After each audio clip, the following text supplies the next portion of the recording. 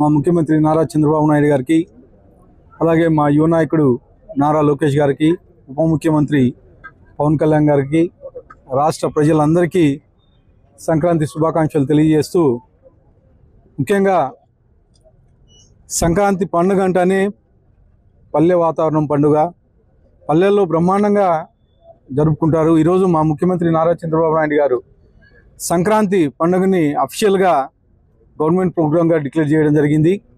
అంటే గతంలో 2014 నుంచి 19 వరకు మేము సంక్రాంతి పండుగని సేమ్ ఇలాగే గవర్నమెంట్ ప్రోగ్రామ్గా ఫిక్స్ చేసి ప్రతి ఊర్లోనూ ప్రతి స్కూల్లోనూ ఈ పండుగను బ్రహ్మాండంగా చేసేవాళ్ళు. మళ్ళీ 2019 నుంచి 24 వరకు కనుమరుగైపోయినాయి.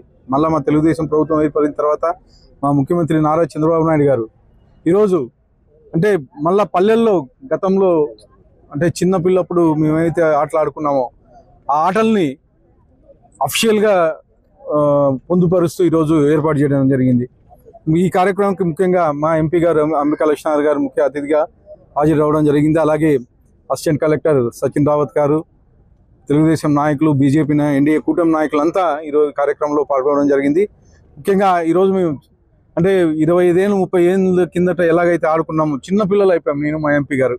అంటే గతంలో ఉండే చిన్నప్పుడు మేమైతే ఆట ఆడుకున్నామో ఆటలన్నీ ఈరోజు మా ముఖ్యమంత్రి నారా చంద్రబాబు నాయుడు గారు అఫీషియల్ చేసి ఈరోజు క్రీడాకారులను అయితే అలాగే పల్లెల్లో ఉండే వాతావరణం అయితే ఎంకరేజ్ చేయడం జరిగింది. ముఖ్యంగా గతంలో మీరు చూశారు, గత 5 ఏళ్లలో ఆడదాం ఆంధ్ర అని చెప్పేసి దీన్ని దాదాపు 130 కోట్లకు పైగా అప్పుడుండే క్రీడా శాఖ మంత్రి రోజా అయితేమి, సాఫ్ చైర్మన్ సిద్ధార్థ రెడ్డి అయితేమి వీళ్ళిద్దరూ కలిసి ఆడదాం ఆంధ్ర అని ఆట ఆడుకున్నారు. అంటే ఫండ్స్ ఇష్టానుసారంగా ఇచ్చేసేసుకొని దుర్వినియోగం చేశారు.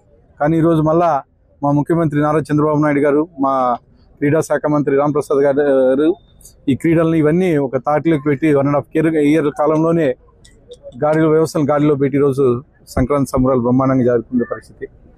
ముఖ్యంగా మరొకసారి అందరికీ, రాష్ట్ర ప్రజలందరికీ సంక్రాంతి శుభాకాంక్షలు తెలియజేస్తూ సంక్రాంతి పండుగను బ్రహ్మాండంగా జరుపుకోవాలని చెప్పేసి తెలియజేస్తాను. గౌరవ ముఖ్యమంత్రి నారా చంద్రబాబు నాయుడు గారి ఆదేశాలతోటి శాప్ సంస్థ ఆధ్వర్యంలో ఈరోజు అనంతపురం నగరంలో సంక్రాంతి సంబరాల కార్యక్రమాన్ని మా గౌరవ శాసనసభ్యులు దగ్గుపాటి వెంకటేశ్వర ప్రసాద్ గారి సమక్షంలో ఈ క్రీడా పోటీలు ఈరోజు ప్రారంభించడం జరిగింది. గతంలో అంటే ఒక 20 సంవత్సరాల క్రితము పిల్లలు ఆడుకునేటువంటి ఆటలన్నీ కూడా గుర్తు చేసుకుంటూ మననం చేసుకుంటూ ఆ ఆటలను ప్రోత్సహించేలాగా ఈరోజు రాష్ట్ర వ్యాప్తంగా కూడా ఈ కార్యక్రమాలు నిర్వహించడం జరుగుతూ ఉంది. ఎందుకంటే ఈరోజు సంస్కృతి సంప్రదాయాలను గౌరవించేటువంటి పెద్ద పండుగ సంక్రాంతి. మనకి ఈ సంక్రాంతి అంటే పల్లెల్లోనే కాదు పట్టణాల్లో కూడా ఎంతోమంది ఉత్సాహంగా పాల్గొని ఈ ఆనందోత్సాహాలని కుటుంబ సభ్యులతోటి, బంధువులతోటి, అదేవిధంగా మిత్రులతోటి ఈ పండుగ జరుపుకునేటువంటి సాంప్రదాయం మనం ముందు నుంచి కూడా పాటిస్తున్నాము. ఆ సాంప్రదాయాన్ని గౌరవిస్తూ గౌరవ ముఖ్యమంత్రి గారు కూడా ఈరోజు రాష్ట్ర వ్యాప్తంగా కార్యక్రమాన్ని చెప్పడం జరుగుతూ ఉంది. గతంలో మనం చూసినాం, వైసీపీ ప్రభుత్వంలో ఉన్నప్పుడు ఆడుకుందాం ఆట ఆంధ్ర అని చెప్పేసి ఒక కార్యక్రమం పెట్టి వందలాది కోట్ల రూపాయలని పూర్తిగా దుర్వినియోగం చేసి దాని నుంచి ఫలితం లేకోకుండా చేసినటువంటి కార్యక్రమాలు నిర్వహించారు. కానీ ఈరోజు స్వచ్ఛందంగా ప్రజలందరూ కూడా ముందుగా భాగస్వామి ఈ కార్యక్రమం ద్వారా మనందరూ కూడా ఒక సంక్రాంతిని ఒక ఉత్సాహంగా అంబరానంటే అలాగా మనందరూ జరుపుకునేటువంటి ఆలోచనతోటి గౌరవ ముఖ్యమంత్రి గారు చేపట్టడం జరుగుతూ ఉంది.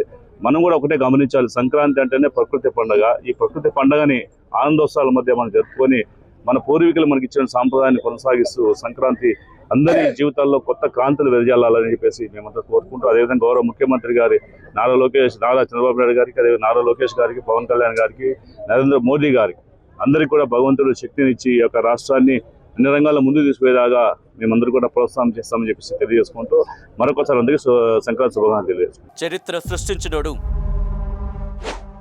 ఇప్పుడు ఆ చరిత్రని తిరగరాయబోతున్నాడు. అబద్ధాల గోడల్ని బద్దలు కొట్టి నిజాలను రాగా మీ ముందుంచబోతున్నాడు. నిజమైన వార్తల కోసం వెంటనే డౌన్లోడ్ చేసుకోండి రా యాప్ని.